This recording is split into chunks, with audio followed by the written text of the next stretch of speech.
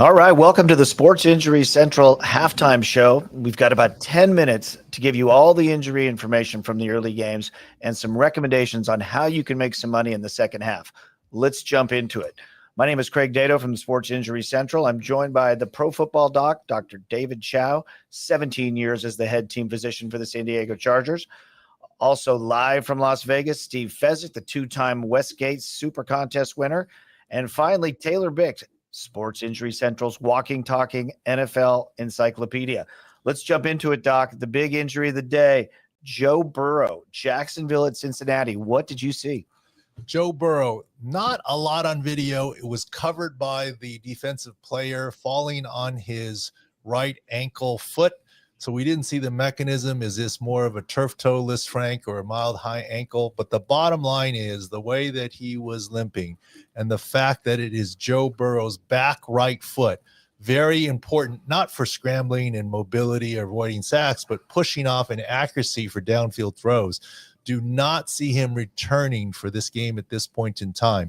Thankfully, right tackle Amarius Mims has returned, but the Bengals still have offensive line issues with left guard and right guard already out coming into the game, and it looks like it's going to be Jake Browning the rest of the way. That game is almost to half, not quite to half there. What else you got, Taylor? So at half, Chase Brown has been struggling with the run, like you said, with the guards being out 7 for 25. And also the Jaguars have got to the quarterbacks have been out there, 3 sacks in the first half, and you expect that to continue.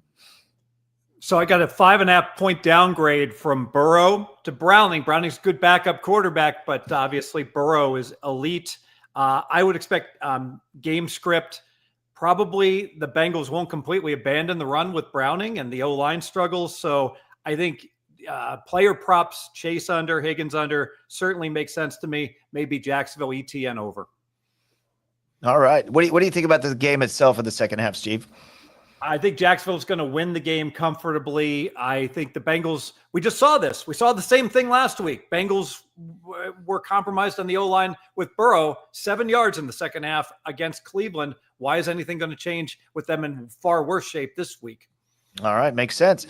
Let's get to the next game. New England at Miami. This is a game that Sports Injury Central gave out as one of our top picks. We really liked New England. Doc, what did you see in the first half? Well, you know, Miami did make a little bit of a comeback there to make it closer. It's 15-14 right now with some missed extra points and other things there. But the game is coming back out of half right now. But Miami is still compromised. 4 of their top 5 corners are out. And also 40% of the offensive line is out, right tackle, right guard, and that hasn't changed. That makes the offense and defensive side of the ball compromised. We expect New England to be able to push the line of scrimmage. We expect Drake May to be able to throw the ball based on that. The advantage still seems to be against for New England, and I don't make a lot out of the heat. I've played down there, or I haven't played. I've gone down there with teams. It's 86.7 degrees with 60-some% humidity. That's not horrible for the sun and the way that it is in terms of the sideline chatter. What are the stats showing there, Taylor? Speaking of their O-line, they just got an offensive holding penalty as we speak, Doc. So that's the issues that they've had. Also, both quarterbacks have thrown 2 touchdowns each because the big issue for both sides of the ball was the pass secondary. Christian Gonzalez out for the Patriots. And like you said, multiple cornerbacks for the Dolphins. You're seeing that as well. Steve, what are your thoughts going into the second half of this game? Over. I fired on over 22 second half. And let's face it, we've got talk about Miami's defense being historically bad in terms of consecutive numbers scores they're giving up. And maybe that heat isn't 100 degrees, but still the defense wears out in the second half on both sides of the ball. Over second half. All right, sounds good. Let's go to the third game. Seattle at Pittsburgh. Doc, what's going on there? A couple of things. A key defensive injury on both sides of the ball. Alex Highsmith now out for the Steelers, opposite J.J. Watt there, and Devin Witherspoon out for Ahkello Witherspoon out for one of the Witherspoons out for the Seahawks there. And in any case, some turnovers in the first half, 14-7 right now, some key defensive injuries for the second half. How are the stats looking, Taylor? We actually have a Witherspoon out on both sides of the ball, Doc, cornerbacks on each side. So that's the issues that are going on. But like you said, we were big on the pass game for the Seahawks. You do have 2 turnovers for Darnold. but you have 157 yards in the first half. His prop was 198, 195 at some places, so he's already well on his way there. And Smith-Njigba has been really good first game of the year. Second game, he has 6 catches, 51 yards in the first half. Tell me your thoughts on the going to the second half of this game, Steve.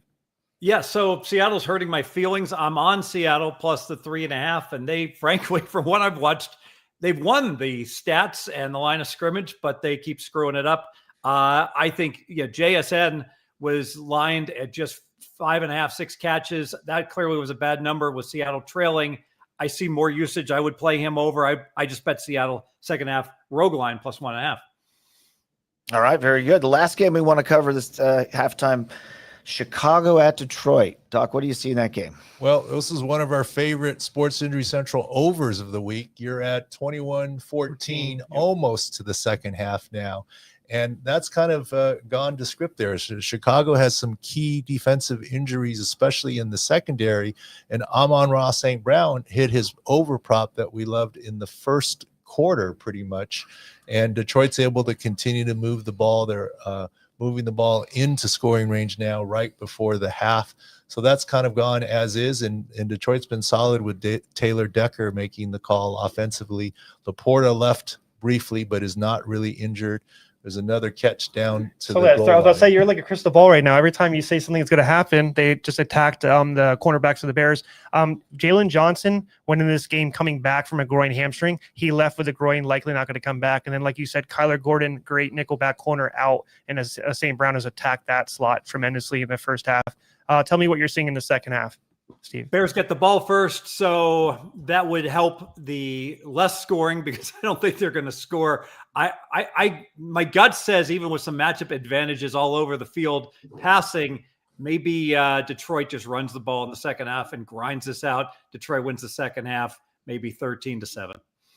All right. Doc, we need to ask you about Josh Allen. We saw him take a shot to the face, maybe the nose, and he came out for a series. What was going on with Josh Allen? Looked like he got a bloody nose, and it is hard to get a bloody nose with a face mask. I wouldn't be surprised if he comes out second half with a face shield, but mandatory concussion check. It was quick, or at least screen. He's back in the game already. He's got the nose pledget and up his nose, etc., to prevent the bleeding again, which should be good to go. But it won't affect his breathing. I see comments on Twitter and otherwise. How is he going to breathe and get air? Most athletes are mouth breathers. Buffalo is comfortably ahead right now. Don't see Josh Allen having any issues in the second half. All right, great. I have a quick thing on Joe Burrow. He is said to have an MRI. I want to bring up that, Doc, because real quick, that Bengals are one of the 2 stadiums that have an MRI within the stadium building. So they are able to get an MRI pretty quickly, unlike other teams, correct? It is literally in the stadium itself. Right. Kansas City has one on the stadium property, etc. Cowboys, I believe, have on site. But it is literally in the stadium, and I've used it before. But look, getting an MRI is saying they're looking at ligaments. Is it a high ankle type thing, mild, or is it some sort of Lisfranc ligament? The bottom line is it reinforces that he's not likely to return. Doc, all right, Doc. A typical, an MRI takes about 25 minutes on a knee. I assume they can streamline that. Maybe it would be like 20 minutes. Yeah, but still, the fact that you need an MRI, in general, Yeah. People often have said to me, why don't you have MRI machines there? Because what I say is if you really need an MRI, basically you're ruling the guy out, right? If right there and then, and you're just finding out, and it's an MRI of convenience right now. So expect Joe Burrow to be officially ruled out, and we're still looking for additional video. But like I said, the defender fell on the back of his foot and ankle, so it's hard to see. There was no clear view. Doc, there's another game we've been talking about all week. And in 1 minute here, we're getting tight on time, but in 1 minute, can you give us a preview of the Atlanta at Minnesota game tonight? Yeah, that's one of our biggest delta drops 1 week to the next. Minnesota took a dive by 7.9 points, and it has to do not with Christian Darrisaw not playing, Harrison Smith not playing. That was already last week. It has to do with Blake Cashman and Andrew Van Ginkel, both out, the top 1 and 2 linebackers for Minnesota. So that sets up nicely for Atlanta, especially with Drake London and Darnell Mooney seemingly playing this week. All right. Well, thank you. Well, thanks for tuning in, everybody. I want to remind everyone to go to Sports Injury Central, 6score.com for all our injury insights, 6 scores for every player, every team, every matchup, and of course, sick picks that over the last 6 years have hit at a documented 56.5%. Go to 6score.com, sign up for our annual package, only $500 for the whole year. We're going to try to get you some winners. Thanks for tuning in. We will see you again a little later today.